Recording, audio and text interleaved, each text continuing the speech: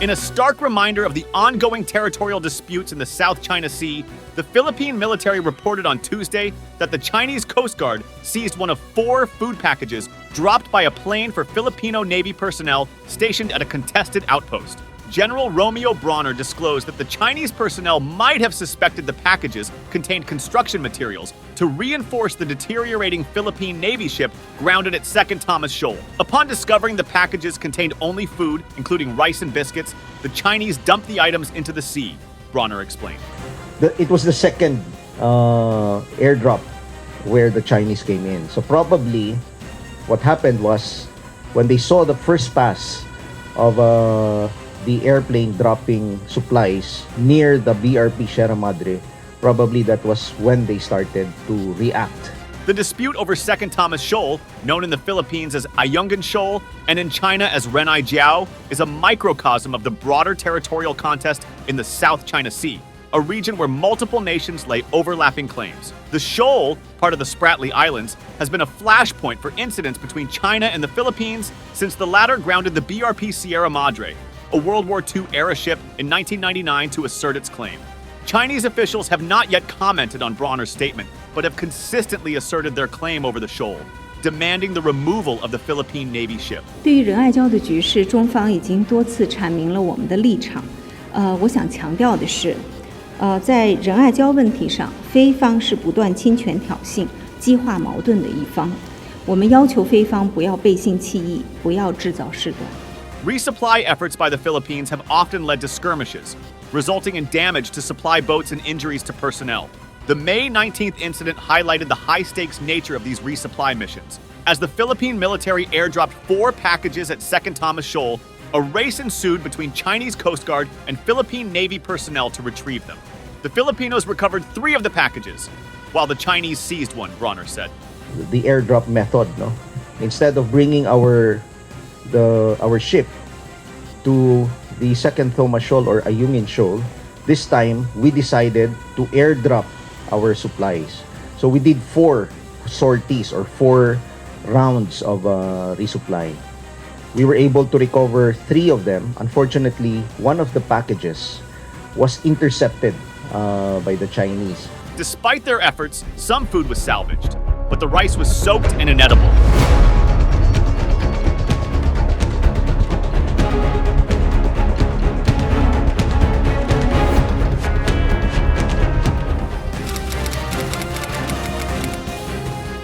Bronner condemned the seizure as illegal, asserting the Chinese had no right to confiscate supplies meant for Filipino personnel. Video footage released by the Philippine military showed motorboats from both sides dangerously close as they struggled to retrieve the packages, with shouts echoing across the water. The Philippines maintains that 2nd Thomas Shoal, less than 200 nautical miles from its coast, lies within its internationally recognized Exclusive Economic Zone, EEZ, supported by a 2016 international arbitration ruling that invalidated China's extensive claims in the South China Sea. The ruling, issued by the Permanent Court of Arbitration in The Hague, found that China's claims based on historical rights had no legal basis under the United Nations Convention on the Law of the Sea, UNCLOS. The Philippines frequently cites this ruling to bolster its stance, though Beijing has refused to accept the decision, continuing to assert its dominance in the region. These territorial disputes have strained relations and heightened fears of potential military confrontation, possibly involving the United States, a long-standing treaty ally of the Philippines. Washington, while laying no territorial claims, has warned it is obligated to defend the Philippines if attacked in the South China Sea under the Mutual Defense Treaty of 1951. This treaty highlights the strategic importance of the Philippines in U.S. defense strategy in Asia and its broader goal of maintaining freedom of navigation in international waters. The United States reaffirmed its commitment to defend the Philippines following recent incidents where Chinese vessels blocked and collided with Filipino ships. The U.S. State Department stated, "The United States stands with our Philippine allies in the face of the People's Republic of China Coast Guard and maritime militia's dangerous and unlawful actions."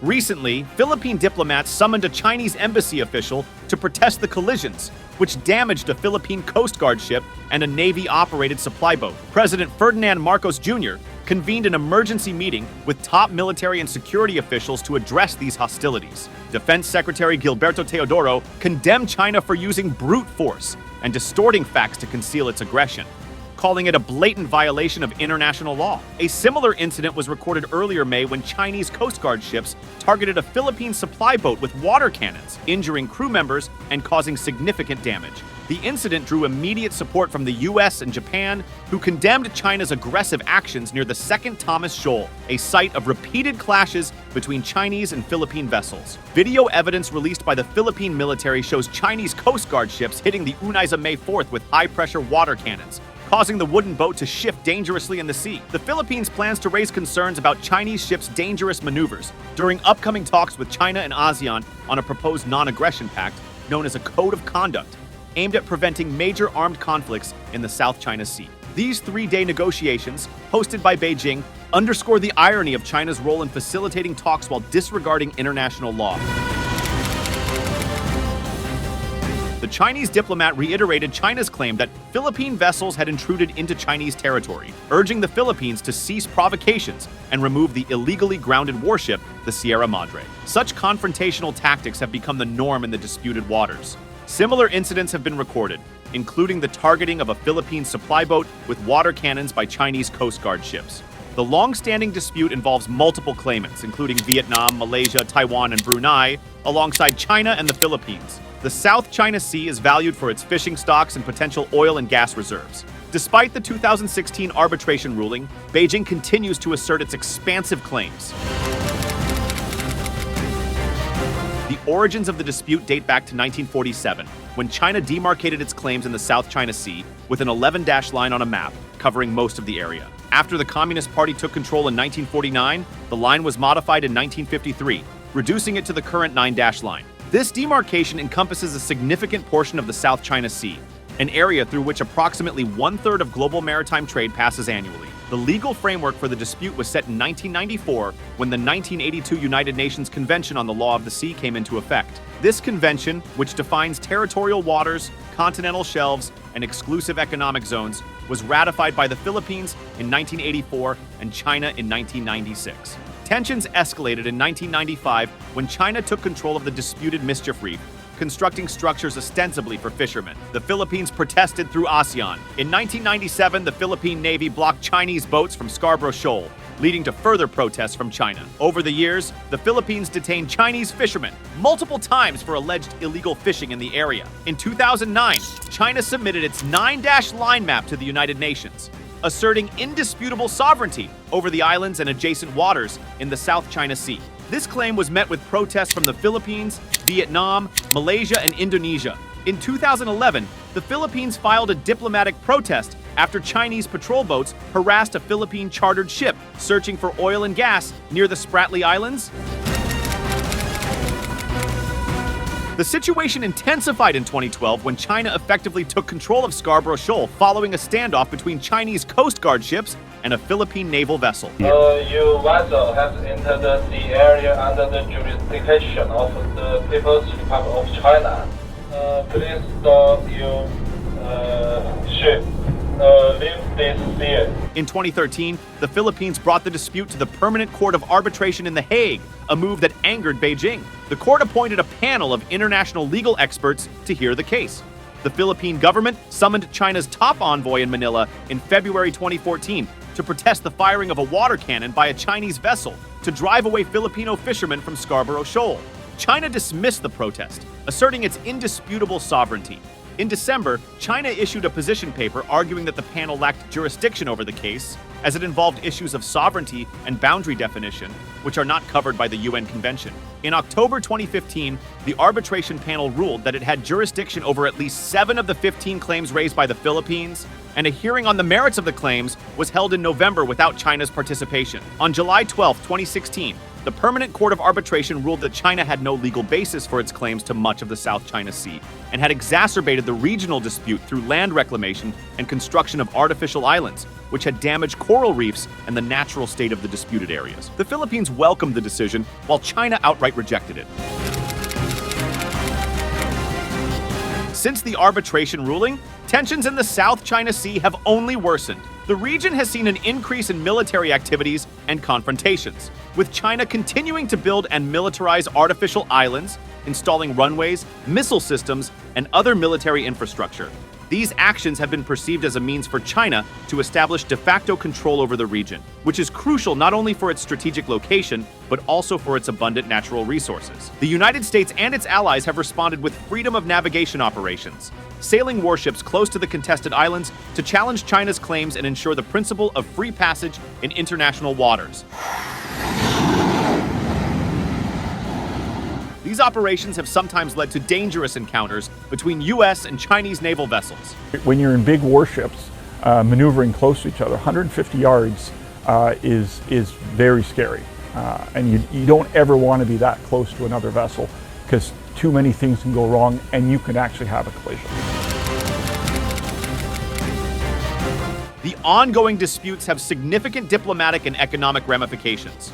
Countries like the Philippines have sought to strengthen ties with other regional powers, and the United States to counterbalance China's influence. Under the leadership of President Ferdinand Marcos Jr., the Philippines has realigned more closely with the U.S., contrasting sharply with the previous administration's attempts to foster closer economic ties with China. Amid these tensions, China has claimed the existence of an unwritten gentleman's agreement with the Philippines regarding access to islands in the South China Sea. This supposed arrangement, allegedly made during former President Rodrigo Duterte's visit to Beijing in 2016, purportedly allowed for limited fishing around the disputed islands while restricting military, Coast Guard, and other official access within a 12 nautical mile territorial limit. China also asserts that the Philippines committed to removing the BRP Sierra Madre, the Navy ship grounded at 2nd Thomas Shoal, which serves as Manila's outpost. Both President Marcos and his predecessor Duterte have denied any agreements compromising Philippine sovereignty. Marcos, who took office in June 2022, dismissed the notion of a secret agreement, stating that any such deal would be rescinded. We don't know. It is a secret agreement. We don't know anything about it. There is no documentation. There is no record. There is no... We were not briefed when I came into office. Walang nagsabi sa amin na meron ganung usapan. Duterte emphasized that no formal agreement was made, though he hinted at an informal understanding aimed at maintaining the status quo and avoiding conflict. China's aggressive stance has also pushed ASEAN countries to seek a unified approach to handling the South China Sea disputes. However, internal divisions and varying levels of dependence on China have made crafting a cohesive strategy challenging. These complexities underscore the difficulty of achieving a regional consensus on the issue, even as individual nations bolster their defenses and seek alliances to counterbalance China's growing influence in the region. As the geopolitical rivalry between the U.S. and China intensifies, the South China Sea remains a critical flashpoint. The strategic importance of this waterway cannot be overstated, as it serves as a major route for international trade and is believed to hold vast reserves of oil and natural gas. The region has become increasingly militarized, with shows of force becoming a common recourse to address tensions. The potential for miscalculation or accidental clashes remains high, with any significant conflict likely to draw in global powers and have far-reaching consequences for regional and global stability. The U.S. military has released video of yet another Chinese fighter jet harassing and flying dangerously close to a U.S. military plane. Officials say this happened Tuesday over the South China Sea, the Chinese jet coming within 10 feet of the American B-52. The international community continues to watch closely, as the potential for conflict in one of the world's most strategic waterways remains ever present.